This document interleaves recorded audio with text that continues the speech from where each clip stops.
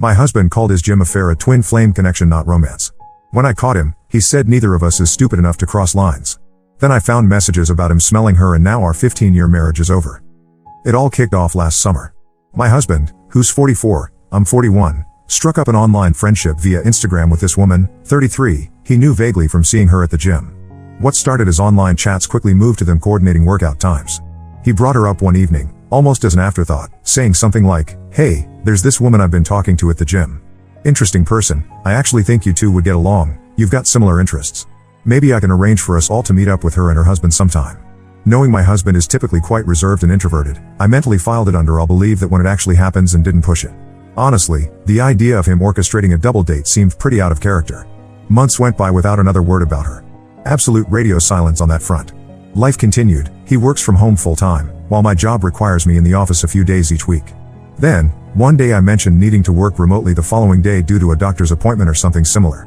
That night at dinner, completely out of the blue, he casually drops, "Oh, you know that woman I mentioned from the gym ages ago?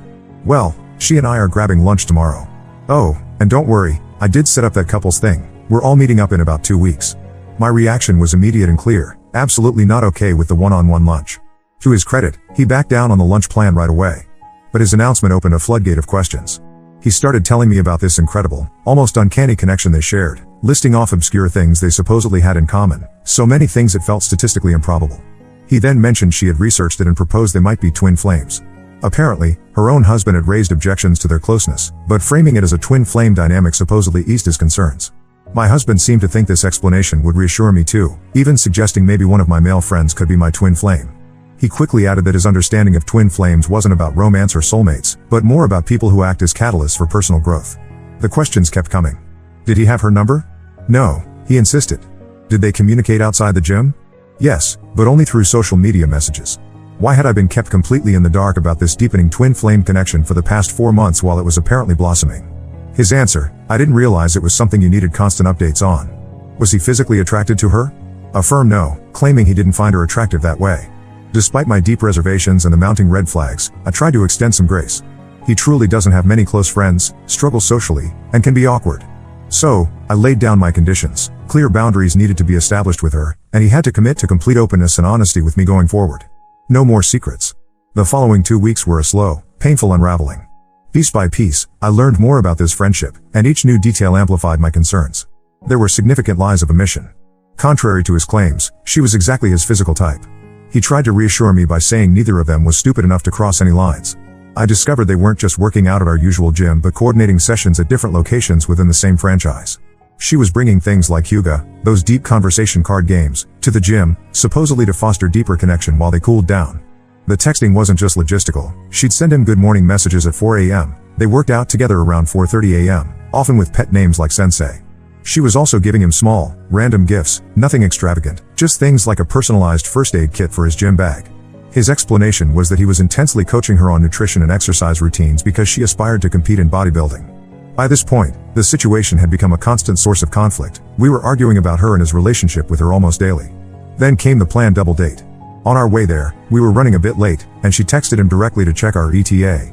That's how I found out he absolutely did have her phone number, another lie exposed. Meeting them, I learned she was 33, didn't have a job, and they had no children. They presented as a perfectly nice couple on the surface, but nothing could shake the unease I felt about the whole dynamic and the foundation of lies it was built upon. The arguments didn't stop after the double date. They intensified. I repeatedly told him her behavior felt far too intimate, too much like a girlfriend's actions, and that his failure to shut it down or establish clear boundaries was the core problem. After about 6 weeks straight of daily conflict, constant tears on my part, and feeling increasingly desperate, I took a step I hadn't before. I checked his email. There, I found a message he'd written to himself the day before he'd originally planned, and I'd vetoed that lunch date. It was essentially a list of thoughts and questions for her. Had she been dreaming about him? Were the dreams positive or negative? He wanted to know details about her childhood, her family dynamics, even her clothing and shoe sizes. There was an apology embedded in the notes, explaining why he'd awkwardly tried, and apparently failed, to screenshot a message she sent him on a vanishing messenger platform. He wrote about how intensely he missed her but felt unable to express it over the phone. Seeing that raw emotional intimacy laid bare confirmed my worst fears. This was unequivocally an emotional affair, and I felt instantly done. When I confronted him this time, I didn't even raise my voice. I just stated it was over. He broke down, crying, insisting he'd already recognized the relationship was becoming problematic and had been planning to end it, but she preempted him. According to him, her husband had finally put his foot down, expressing deep discomfort with her obsessive behaviors and delivering an ultimatum about the friendship. He would never be okay with it. So, she was the one who officially called it off. With young children caught in the middle, and because the affair was supposedly now finished, I made the difficult choice to try and forgive. I insisted he block her number and all social media profiles. He had to promise zero contact and switch gyms entirely. I made a concession I immediately regretted, allowing him to just move to a different branch of the same gym franchise. My rationale was flimsy, maybe her husband would keep her away, but deep down, I knew it was a weak boundary, especially since they'd used that location together before.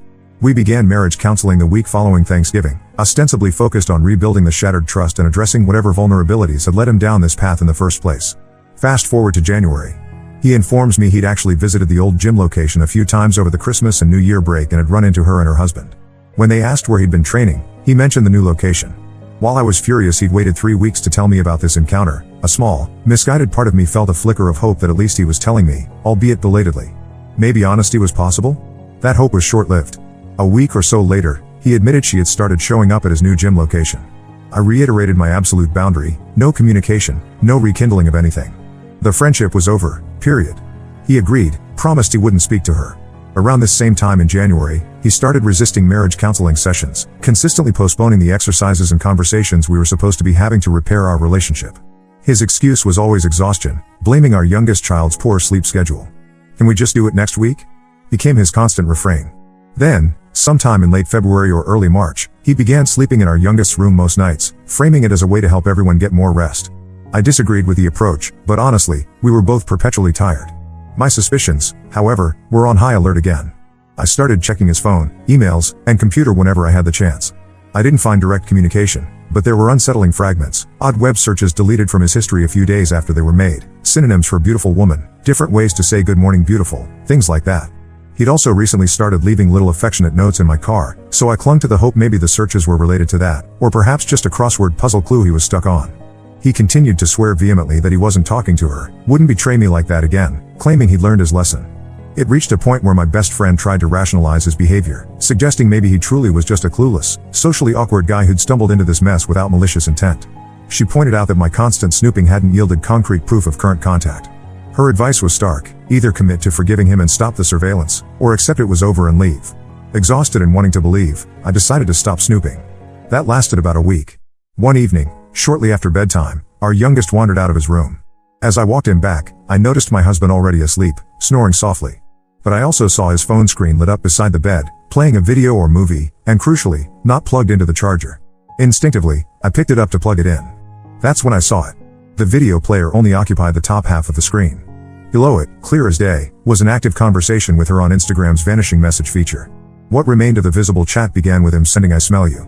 Her response was a heart or hard eyes emoji, romantic face emoji, or red heart emoji. He had then sent her an Instagram post discussing how men of his zodiac sign supposedly enjoyed performing oral sex, highlighting a specific comment emphasizing doing it purely for his own pleasure. This hit particularly hard. In our entire 14-year relationship, I could count the instances of that happening on one hand, with fingers left over. My hands shaking, I grabbed my own phone and recorded a video of his screen, capturing the conversation before it could disappear forever. I immediately sent that video evidence to her husband via Instagram direct message. Then, I texted my husband 2 words, "We're done," followed by calling him a lying piece of shit. His response? "Can you not? Or at least wait until the kids are out of the house. Our children are young." His request effectively meant condemning myself to at least 14 more years of misery in a sham marriage. My reply was simple: "You're an asshole." The next day, during a tense conversation, the full, sordid truth finally spilled out.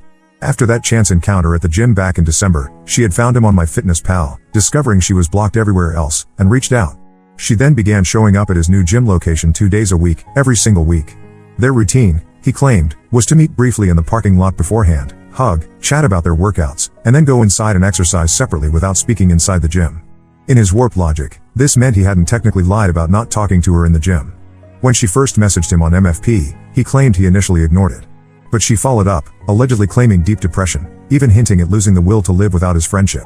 His response then was to tell her to lean on her husband. But she persisted. Eventually, he admitted to her that he missed her too and agreed it was unfair that their spouses were dictating their friendships. That's when they resumed communicating secretly via Instagram vanishing messages. His method involved unblocking her, chatting, and then immediately reblocking her, so any check of his phone would show her as blocked and give the appearance of no contact. Her husband later confirmed this pattern to me. The deceit ran even deeper. Let's say I discovered the incriminating messages on a Monday night. On Tuesday, the very next day, he told me he needed space and effectively hid from me, but he actually spent the afternoon having lunch with her at her favorite restaurant, choosing a place specifically because he didn't want to be found. Wednesday involved me essentially screaming and losing my composure at him during our talk. Thursday and Friday, I was away on a pre-planned business trip. Apparently, while I was gone, they worked out together on Thursday, during which she supposedly cried on his shoulder.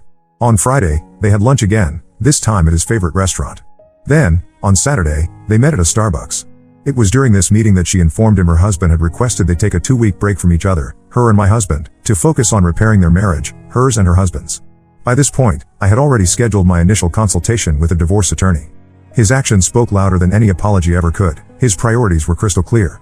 He returned from that Starbucks meeting absolutely furious. Not at the situation, not at his own behavior, but at me and her husband.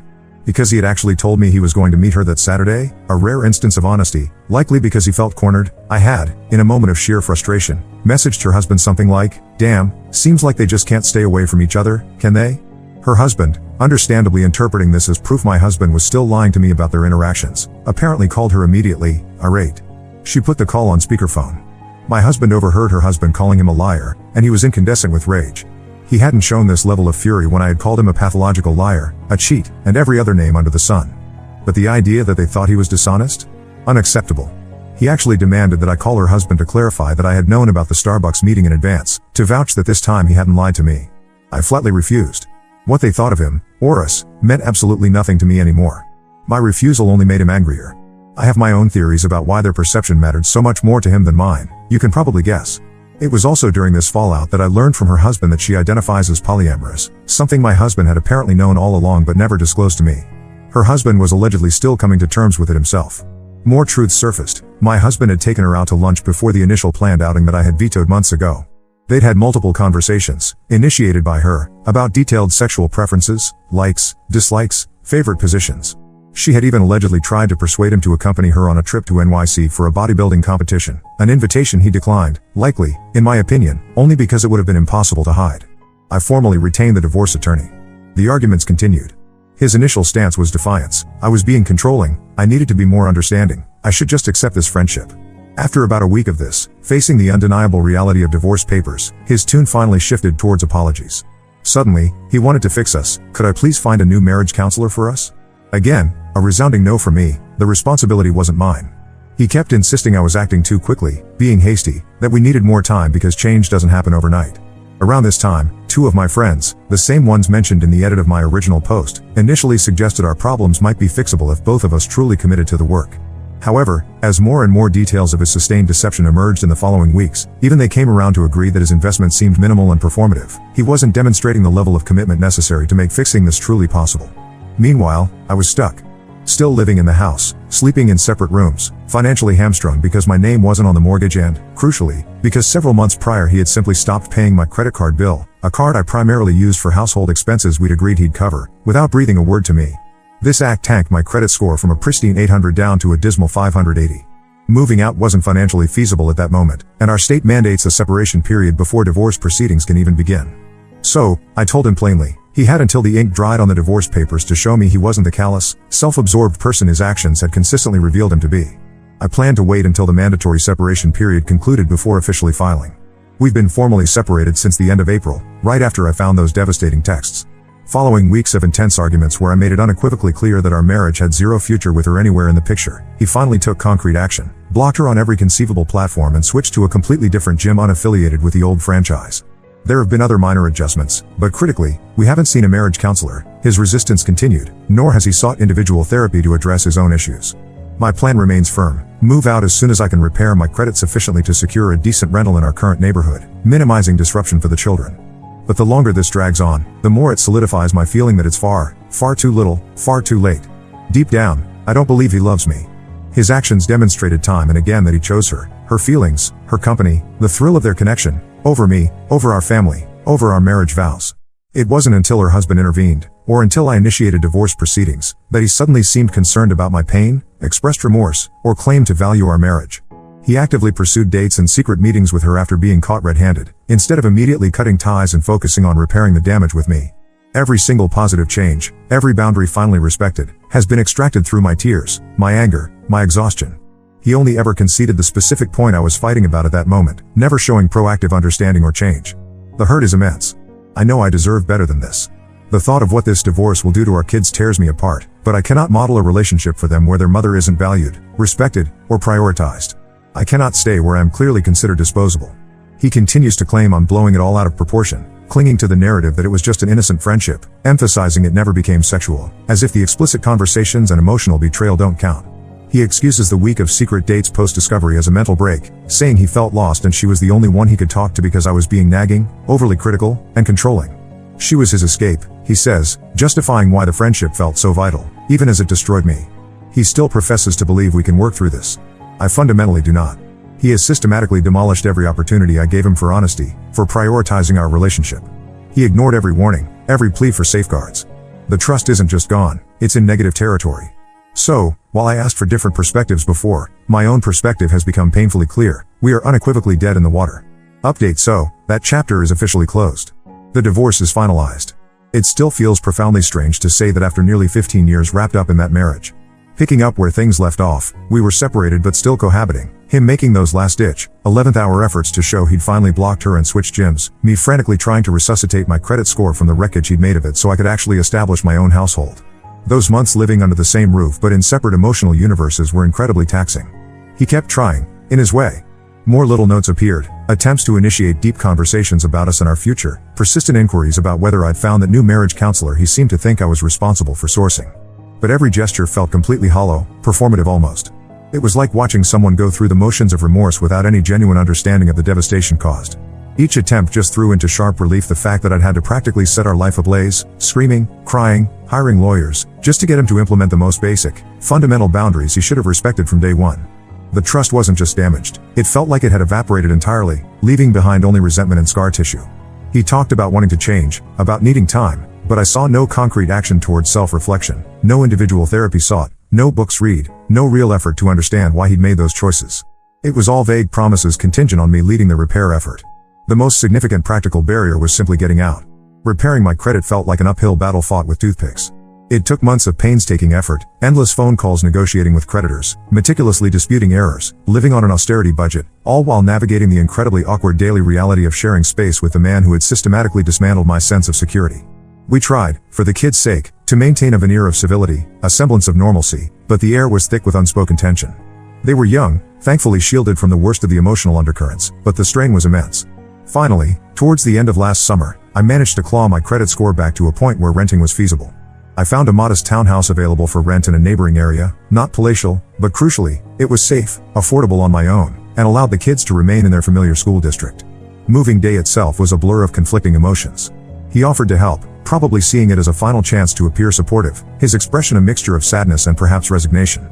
I mostly felt numb, methodically packing away the remnants of nearly 15 years of shared history, focusing intensely on not breaking down in front of the children. Once I was settled in my own space, I didn't hesitate. I filed the divorce papers immediately. There was no dramatic turning back point, the decision had been solidifying for months. The legal process itself was less acrimonious than I might have feared, certainly not the high-drama spectacle often portrayed. It was mostly a tedious slog through financial disclosures, asset division negotiations, and endless lawyer communications. We did clash over finances. He initially tried to paint himself as the wrong party, subtly suggesting my refusal to tolerate his friendship was the unreasonable factor. But ultimately, the evidence of his financial negligence towards me, the credit card debacle, and the clear narrative of the emotional affair left him with little ground to contest things too fiercely. Thankfully, we reached an agreement on child custody without turning it into a protracted battle. Shared custody, alternating weeks, that felt like the least disruptive option for the kids, even though my heart ached at the thought of them splitting their time. It was the one area where we both managed to prioritize their needs above our own conflict. I haven't heard a whisper about the other woman, GW, since. I have no idea what became of her or her own marriage, and frankly, I expend zero energy wondering. My ex knows better than to ever bring her name up in my presence. The divorce decree was finalized several months ago, maybe around the turn of the year. There wasn't a singular moment of catharsis or overwhelming relief, just a profound, bone-deep exhaustion coupled with a quiet sense of finality. Signing those last papers felt like crossing the finish line of a grueling race I never signed up for. I walked out of the lawyer's office feeling utterly drained but also, for the first time in a long time, untethered. Life now revolves around my weeks with the kids and my weeks alone. Co-parenting remains a work in progress. He's consistent with schedules and financial support, and generally avoids direct conflict. But the underlying trust required for truly collaborative parenting simply isn't there. I interact with him as the father of my children, but the image of the husband who betrayed me so thoroughly is impossible to erase. The kids seem to be adapting as well as can be expected. Children possess an incredible resilience. Still, the guilt I carry about their fractured family life is heavy. Yet, I remain resolute in my decision. They deserve to see their mother whole, respected, and not trapped in a cycle of tears, suspicion, and simmering resentment. And I deserve a life free from the constant dread of the next lie, the next secret meeting, the next betrayal. Am I truly happy yet? Happiness feels like a distant shore I'm still swimming towards. Healing is proving to be a messy, non-linear process. Good days, filled with work focus and the simple joys of time with my children, are interspersed with days where waves of anger or sadness unexpectedly pull me under. But beneath it all, there's a growing sense of lightness, an undeniable freedom from the crushing weight of anxiety and distrust that defined the last year of my marriage. I'm slowly, deliberately rebuilding my finances, my social life, my sense of self. It's challenging work. But when I look back at the wreckage of that relationship, there's no doubt left in my mind. We were irrevocably broken long before the final papers were signed. Leaving wasn't just an option, it was the only path back to myself. He made his choices, again and again. Now, we're both living with the consequences of those choices, just separately. Now let's move to the next story. Story 2. I stood up to my toxic stepbrother and uninvited him from my wedding. It caused family drama, but 6 months later, something incredible happened that I never saw coming. My childhood was pretty typical until I turned 10. That's when my mom was diagnosed with an aggressive form of cancer. She fought hard for almost a year, but in the end, the disease took her from us. I remember sitting in the hospital room, holding her hand as she slipped away. Dad, 55M, was devastated. They had been high school sweethearts, married right after graduation. Mom was the love of his life, and suddenly he was a single parent to a grieving 10-year-old. The next few years were tough. Dad threw himself into work, trying to keep us afloat financially while dealing with his own grief. He worked long hours at the factory, often picking up overtime shifts. I learned to be independent pretty quickly. By 12, I was doing my own laundry, packing my school lunches, and even cooking simple meals for us. We weren't poor, but money was always tight. I remember the embarrassment of wearing hand-me-downs to school and not being able to go on class trips because we couldn't afford it. But despite the hardships, Dad and I were close. We had a standing Saturday morning tradition of making pancakes together and watching cartoons. Those simple moments meant the world to me. When I was 14, Dad started dating again. I was hesitant at first, but I could see how much happier he was. He went out a few times with women he met through friends or work, but nothing serious. Then he met Sandra, 50F, at a community fundraiser. She was beautiful, successful, and made Dad laugh in a way I hadn't heard since Mom died. Sandra was different from the women in our neighborhood. She owned her own marketing firm and lived in a big house in the fancy part of town. She was recently divorced and had a son, Jake, then 14M. At first, I was excited about the idea of having a brother. Growing up as an only child, I'd always wondered what it would be like to have siblings. Dad and Sandra dated for about 2 years before they got married. During that time, we'd often have dinners together or go on outings as a group. Jake seemed nice enough, if a bit aloof. He went to a private school and had a busy schedule of extracurricular activities, so we didn't spend much time together. The wedding was a lavish affair, nothing like the small backyard ceremonies I was used to attending. I remember feeling out of place in my new dress, the most expensive piece of clothing I'd ever owned, watching Dad and Sandra dance under twinkling lights. That night was the beginning of a whole new life for us. We moved into Sandra's big house in her upscale neighborhood. Suddenly, I had my own room with an ensuite bathroom, a far cry from the small 2-bedroom apartment Dad and I had shared. The change was exciting but also overwhelming. I felt like I'd stepped into a different world. The first few months were an adjustment period. Dad was working less, as Sandra's income allowed him to cut back on hours. I was enrolled in the same private school as Jake, wearing a uniform for the first time in my life. The coursework was more challenging, and I struggled to keep up at first. My classmates seemed so sophisticated, talking about summer homes and ski trips while I'd never even been on a plane. Jake and I were the same age, but we couldn't have been more different. He'd grown up with every advantage, expensive clothes, the latest gadgets, regular vacations to exotic places. I, on the other hand, still felt weird about asking Dad to buy me new shoes when my old ones got holes in them. At first, Jake seemed merely indifferent to me. But as time went on, his attitude became more openly disdainful. He'd make comments about how I dressed or ate, implying I lacked refinement. Once, when I was struggling with a French assignment, a language he'd been studying since elementary school, he laughed and said, "I guess some people just aren't cut out for culture." What hurt more than Jake's comments was Dad's reaction, or lack thereof. He never seemed to notice the way Jake spoke to me, or if he did, he didn't say anything. I think he was so eager to bond with Jake and please Sandra that he overlooked how Jake treated me. There were times I wanted to say something, to tell Dad how much it hurt, but I held back. I didn't want to cause problems in his new marriage. As high school went on, the divide between Jake and me only grew. He was popular, involved in student government and captain of the debate team. I found my niche with the art kids, spending hours in the ceramics studio trying to recreate the bowls Mom and I used to make together. When it came time for college, Jake went off to an Ivy League school on the East Coast. Dad and Sandra were so proud, throwing him a big going-away party. I chose to attend the local state university, living at home to save money. I could tell Dad was a bit disappointed, but he tried to hide it. During college breaks, Jake would come home and regale everyone with stories of his fancy internships and exotic spring break trips. Meanwhile, I was juggling classes and a part-time job at a local coffee shop. Jake would make snide comments about how I was wasting my potential by not going to a real school. It was during my sophomore year of college that I met Alex, 31M. He came into the coffee shop where I worked, ordered a complicated drink, and then left a generous tip. We started chatting, and soon he became a regular. Alex had grown up in the same working-class neighborhood as me. He never went to college, instead learning carpentry from his uncle and eventually starting his own contracting business. Alex and I bonded over our shared background and values. He understood the pride I felt in earning my own money and the importance I placed on hard work. We started dating, and for the first time in years, I felt truly seen and appreciated. When I introduced Alex to my family, Jake immediately started making backhanded comments. He asked Alex if he was just a handyman and seemed shocked when I mentioned Alex owned his own business. Dad didn't say anything to defend Alex, which really hurt. Sandra, surprisingly, was polite and welcoming, even expressing interest in Alex's work. Over the next few years, I saw my dad and stepfamily less and less. I threw myself into building a life with Alex. We moved in together, adopted a rescue dog named Max, and started talking about marriage. Alex's business took off, specializing in eco-friendly home renovations. I finished my degree in graphic design and started freelancing, eventually landing a full-time job at a small marketing firm. Last year, on our 5th anniversary, Alex proposed. He took me back to the coffee shop where we met, got down on one knee right where he used to sit, and asked me to marry him. I happily accepted. We set a date for this fall and started planning our dream wedding, a rustic chic affair at a converted barn venue. When it came time to make the guest list, I hesitated over inviting Jake.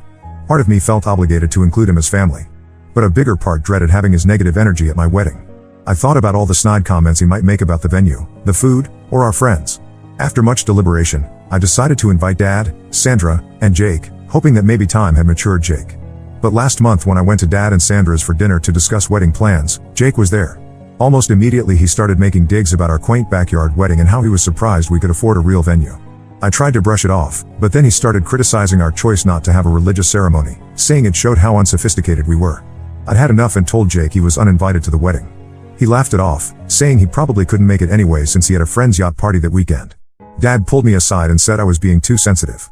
He told me to apologize to Jake and said it would look bad if my stepbrother wasn't at the wedding. I left feeling angry and hurt. I don't want someone at my wedding who has done nothing but put me down for years.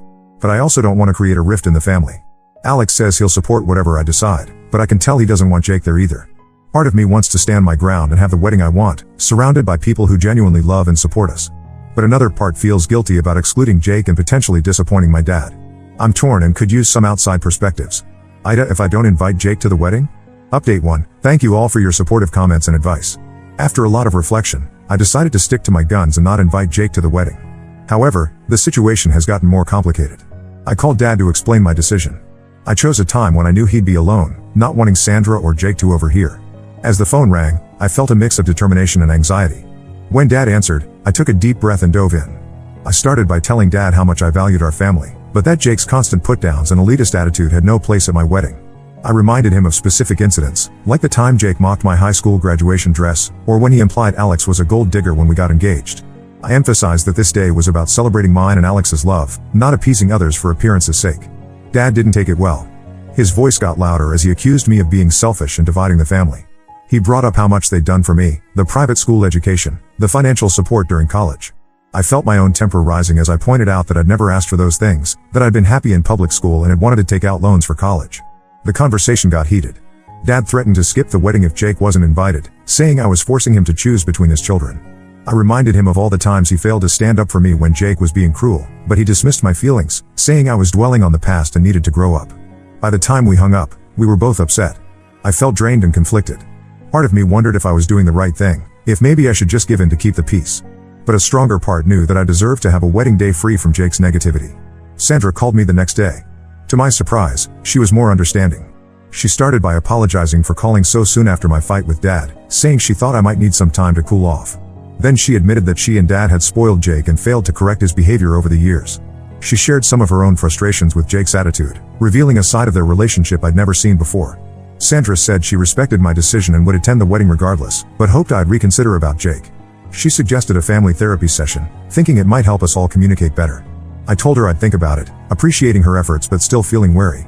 Jake somehow found out about the uninvite, probably through Dad, and started posting passive-aggressive comments on social media about fake family and conditional love. He even reached out to some mutual family friends, spinning a story about how I was unfairly excluding him. Soon, I was getting messages from cousins and aunts, some supporting me, others criticizing my decision. The situation stirred up a lot of family drama. Some relatives sided with Dad and Jake, saying I was overreacting and that family should always come first. Others, particularly on my mom's side, fully supported my decision. My mom's sister, Aunt Lisa, was especially vocal in her support. She reminded me of how Mom always taught me to stand up for myself. The family divide was taking its toll on me. I found myself constantly checking my phone, dreading the next angry message or manipulative post. It was affecting my sleep and my work. Alex noticed how stressed I was becoming and suggested we take a weekend away to regroup and focus on what we wanted for our wedding. We spent a peaceful couple of days at a cabin in the mountains, hiking and talking through our feelings. Being away from the constant barrage of family opinions helped clear my head. Alex and I had long conversations about our values, our vision for our future, and what family meant to us. It really reinforced that we were on the same page and that our relationship was the priority. When we got back from our trip, we made some decisions. 1. We're sticking to our guns about Jake. He's not invited to the wedding. 2. We're hiring security for the wedding, just in case Jake or anyone else tries to cause a scene. 3. We're going to have a special memorial for my mom during the ceremony. We'll light a candle and I'll wear a locket with her picture. This feels even more important now, a reminder of the strong woman who raised me. 4. We're scaling back Dad's role in the wedding.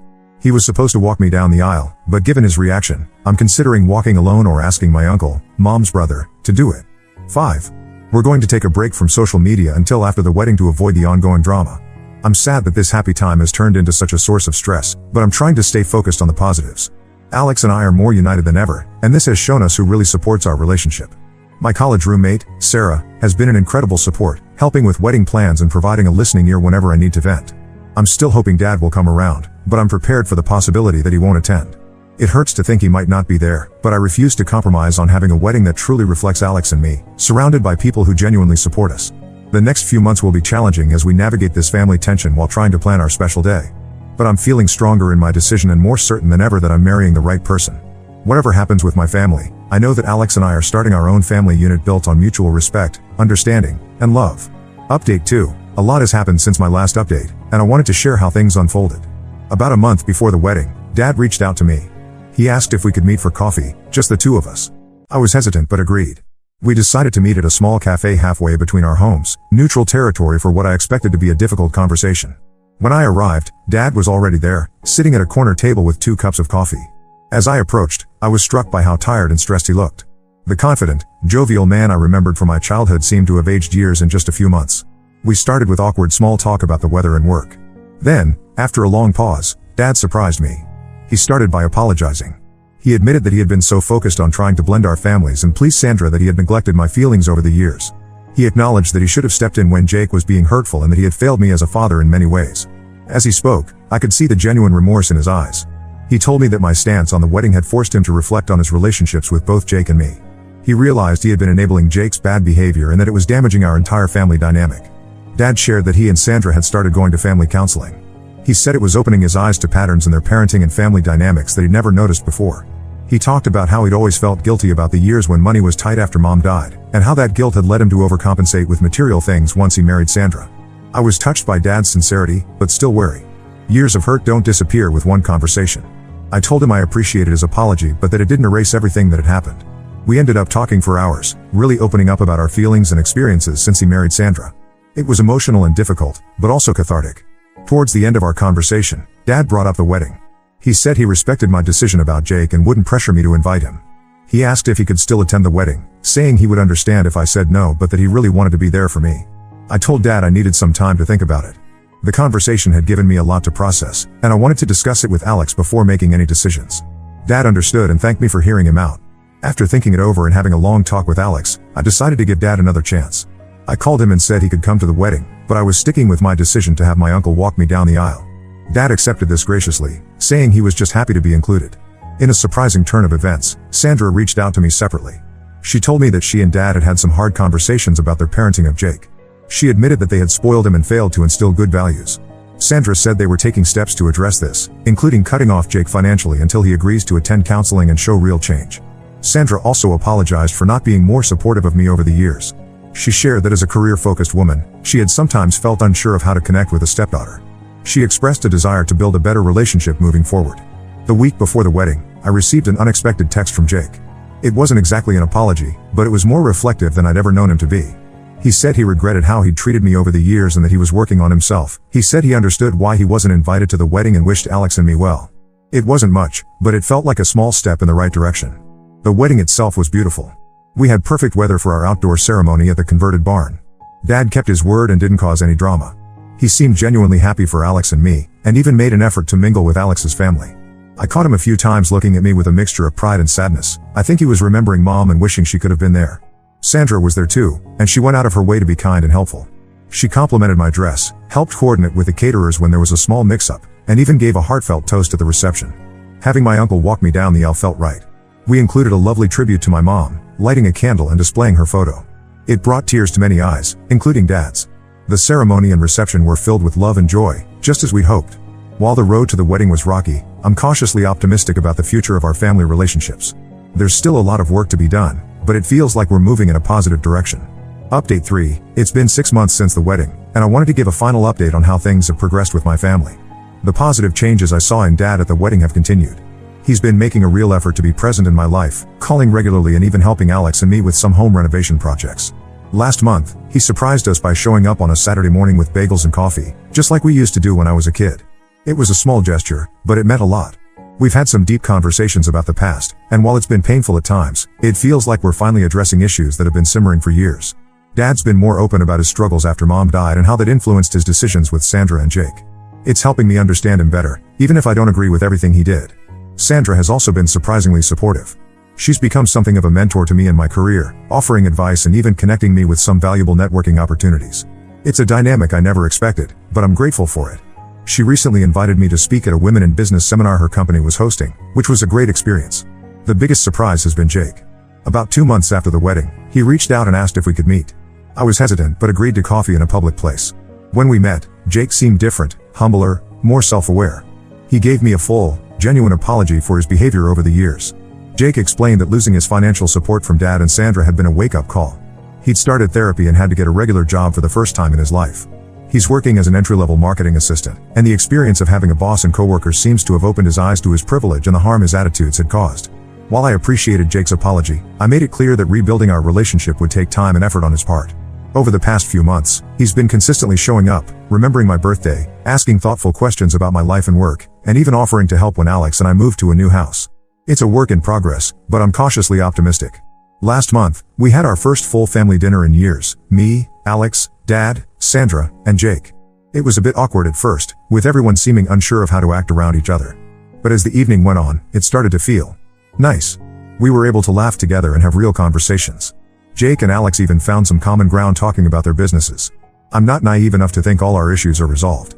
There's still tension sometimes, and we're all learning how to communicate better. But for the first time in a long time, it feels like we're actually becoming a family, rather than just people who are related.